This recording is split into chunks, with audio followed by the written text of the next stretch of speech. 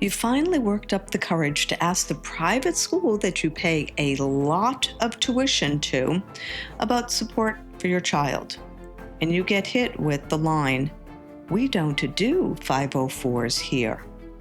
In that moment, you're probably thinking, okay, now what? Do I have any rights here? Am I asking for too much? Well, in today's episode, I'm going to untangle the truths about the 504 plan and private schools. You'll learn what private schools are actually required to do, what's reasonable accommodations really mean, and what exactly you can request. So take a deep breath, grab your coffee, and let's dive in. Well, hello, everyone. My name is TracyYoung, OG tutor extraordinaire, founder of theliteracykeys.com, and most importantly, mom of a dyslexic daughter. Welcome to my podcast, where you'll discover ways to unlock your child's reading potential. I'll share tips, strategies, and war stories that have happened along the way, because everyone deserves to be able to read. So let's get started. Well, hello, everyone, and welcome back to the Literacy Keys podcast. I'm TracyYoung, your host, and today I want to talk about a big difference between private schools and public schools, especially when it comes to the 504 plan. A few days ago, I was talking to a mother who over a decade ago moved her child from an exclusive private school to her local public school. Now, in the vein of transparency, I do want to mention a couple of things. The mother moved the family from Manhattan to Rhode Island when they decided to consider the local public school. And furthermore, the child eventually went to boarding school in high school. All of this to say that there are pros and cons with any decision that you make. But however, before you can make the right decision for your family, you need to understand the differences between the two and whether private schools are required to follow 504 plans. It's hard to understand all the lingo about a 504 plan or the American Disability Act, the ADA, so never mind getting into the weeds about the obligations that public schools have versus private schools for accommodations. Let's break it down so you know what you can request and what you can expect in each situation. So let's start with know your rights. Many parents with children in private school ask me, can they still get a 504 plan? Do private schools have to provide the same accommodations as a public school? So I thought it'd be helpful to discuss both public schools and private schools in order to understand things clearly. And honestly, it took me a long time to get this straight. I want to start with public schools because it's a little more clear-cut. So even if your kids are in private school, I recommend listen to this because it's going to provide you with some background knowledge that will help you in discussions in private school. If your child is in a public school, and that includes charter schools, federal law requires the school to provide accommodations and services once your child is identified with a disability, for example, like dyslexia. And under the IDEA law, if your child qualifies for an IEP, usually under the category of specific learning disability, the public school must develop an IEP that includes any special education instruction and accommodations needed for a free, appropriate public education, also known as FAPE. Similarly, Section 504 of the Rehabilitation Act requires public schools to provide accommodations if a student has a disability that impacts a major life activity. And by the way, reading is considered a major life activity. Public schools also have what's called child find, in which an obligation to identify and evaluate students who might have disabilities. All right, so I'm setting the groundwork. Theoretically, public districts must seek out kids who need help. But did you know that according to federal law, even those attending private schools might actually be covered under child find? This means public school, you as a parent can request an evaluation at any time. And with your consent, the school must follow a process to assess your child. Then, if your child is found eligible, an IEP or a 504 plan will be created, and the school is legally bound to implement the accommodations in that plan. Now, public schools have more resources and special education staff to deliver these supports, and you have strong parental rights to ensure the plan is followed. Under IDEA, you can call meetings, dispute issues, and so forth. So, in summary, in public schools, you can request any reasonable accommodation or service, and the law requires the school to consider it and implement what's needed for your child's learning. Now, let's discuss private schools. So, private schools operate a little bit differently. These schools are not automatically required to follow IDEA in the same way that public schools do or are required to, especially if they don't receive any federal funding. Just as a side note, you should know that many Catholic and other religious schools do get some federal funds for, let's say, technology or school lunches. And so, if that is the case, those schools technically have 504 obligations. The reality is, enforcement can be tricky, and you're going to have to be quite the detective to figure out if they are receiving federal funds. So, unlike public schools, purely private, independent, or religious do not have to offer an IEP, and they don't have a legal duty to proactively find or evaluate students with disabilities.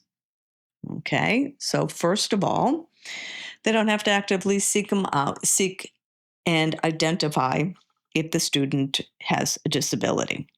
Mhm. Then, in private schools, there's no child find, and that's a good starting point. Because I say starting point because many private schools do want to support their learners and they will provide accommodations. But it's all in the delivery. However, this might be done through an informal process rather than a formal 504 plan. And because it's informal, honestly, these plans can vary greatly. So most private schools are covered by the American with Disabilities Act. This is civil law. And I want to mention that truly religious institutions are excluded.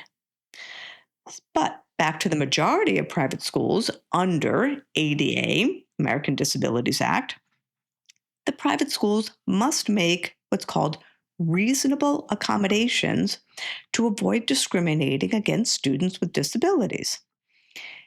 Unfortunately, this is a huge gray area because of the word reasonable, which can be interpreted differently in private schools than in public schools. Private schools only need to provide minor adjustments, such as things like extended time, letting a student use an audiobook, right, or maybe preferential seating. They do not need to alter the program or provide what's called modifications.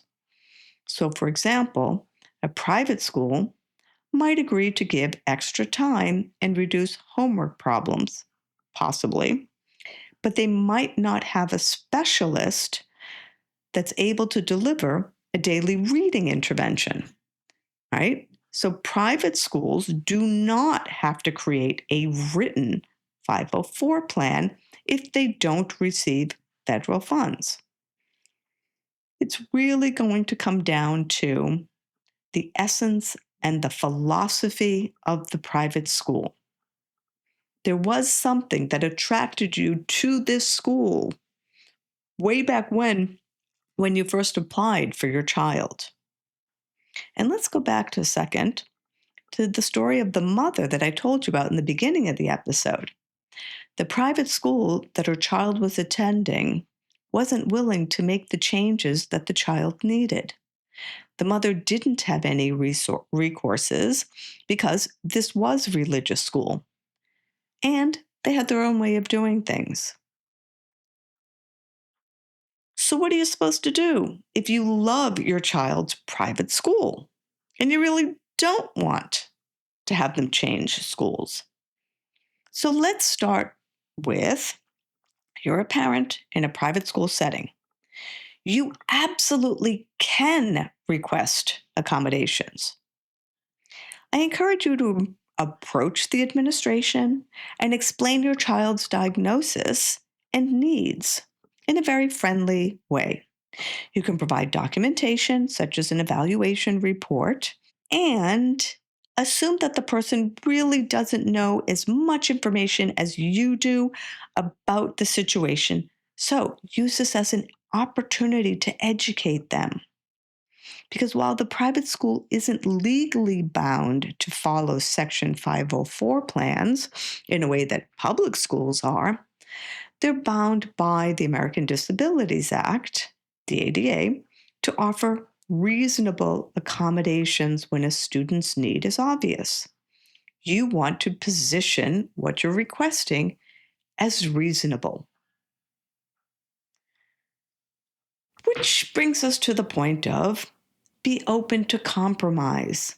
Yes, you can go in with a whole litany and list of these are the things that my child absolutely needs to have. But really, in the back of your head, have what are the 3 to 4 most important accommodations that you'll give up the other ones because these are the ones that they really need. Be open to compromise.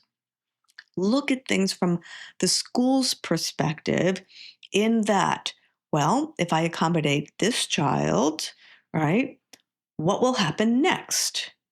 So are they setting precedents? Because schools are always concerned about setting precedents and they never want to set precedents, right? Because then they're just afraid that they'll have an avalanche of all these parents requesting all these unreasonable things. Back to your discussion with the school, and your willingness to kind of find a happy medium.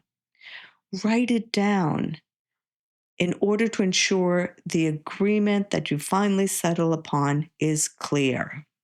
It's always better to have it written down because then also you can show that to your child's teacher or teachers. So in a private school, you might not get every single accommodation that you'd get in a public school, but you are likely to get the things like extended time, use of assisted technology, and the flexibility with read out louds. A private school might also allow your child to have alternate assessments on a case by case basis. This one's going to be a little more difficult to get, but if you don't ask for it, you definitely won't get it. And use it as a strategy. Maybe you're willing to give that one up in order to get the extended time or the assisted technology. Remember, if the private school receives any federal funding whatsoever, they have to comply with Section 504 fully and provide accommodations similar to a public school. So start digging. Now, let's look at it from a different lens. Your child's private school did accept your tuition, which means they also accept your child as they are, issues and all. A good private school will partner with you to help your child succeed, even if they don't have a formal special education program. Remember, if you encounter resistance, you might need to educate the people you're talking to on how simple most dyslexia accommodations are, or whatever accommodations are that you need. By explaining that these accommodations cost very little and are not burdensome, you're much more likely to be met with success. Acknowledge that you know that private schools are only required to make minor adjustments. Address the elephant in the room. And you really don't want to impose undue burden on the school, on the teacher, the classroom, or any other words you want to use. And then sell them on the idea that this is what your child needs. The bottom line, honestly, is to be open to compromise. Now, there's another thing to consider. If your child is in private school and struggling, you can request an evaluation from your public school district.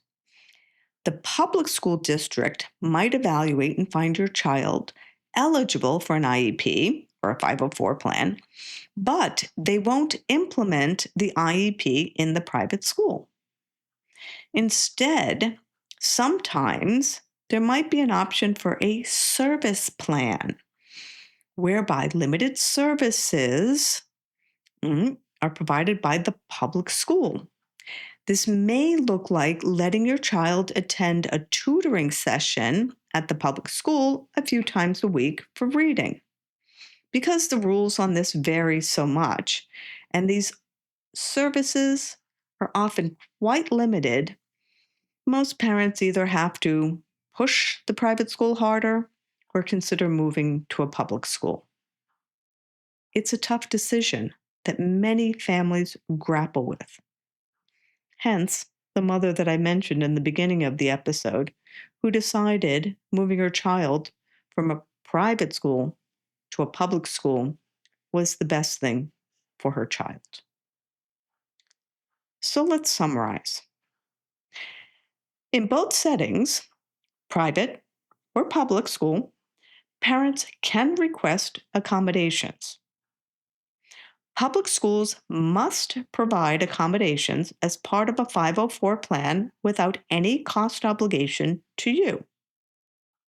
Private schools need only to make reasonable accommodations under the American Disabilities Act, which is a civil rights law, and you may not get everything that you believe your child needs. In a public school, you can advocate forcefully because the law is behind you and on your side. In a private school, you still have the right to ask and expect reasonable support, but it's a gray area and it's a little more loosey-goosey. But overall, understanding these differences means you can approach your child's school with realistic expectations. So if you found this information helpful, please share it with another family. It's through knowledge that we empower each other. Thank you for listening, and come back again next week. Hugs to all. Well, that's a wrap. Thank you for listening to the Literacy Keys podcast. Follow us on social media, and most importantly, tell a friend. See you next week.